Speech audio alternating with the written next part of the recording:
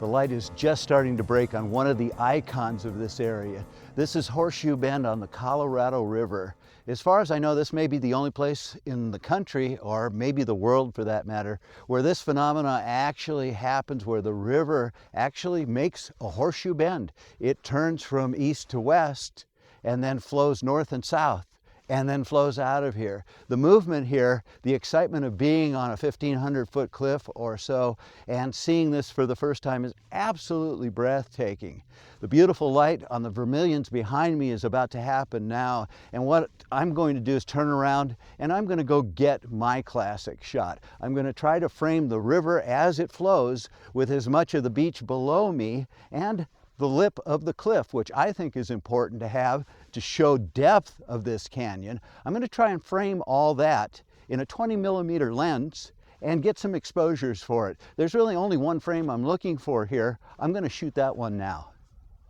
What I like to capture is the iconic image of the beach below me, the river flowing below me, and if I'm fortunate enough to get something in the sky, it's an added bonus, but I'll settle for just Horseshoe Bend. As the light on the vermilions increases for me, it gets a little more spectacular, but I can't forget that my focal point stays the same.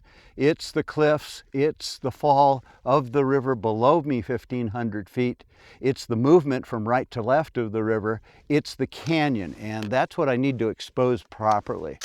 So I'm going to hold back the sky with a 3-stop graduated Stingray neutral density filter, and I'm going to change my exposure a little bit as I run through these frames, just so I have a proper, or something that I'd really like to see in post-processing, of the canyon walls. That's going to be the hardest when I get to it, to render as I see them with just a little bit of shadow. My aperture here is just enough to allow depth of field, not forgetting that this little lip in front of me is going to be in the photograph. So something around 16, f16, let the shutter speed go where it wants to match it. And we'll do probably 30 exposures from here. And we'll take the information back to the desktop and we'll work on it from there.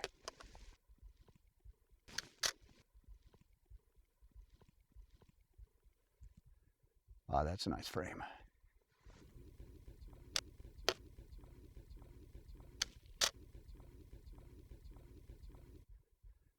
As the light drops down now into the plateau, it's going to get brighter and brighter.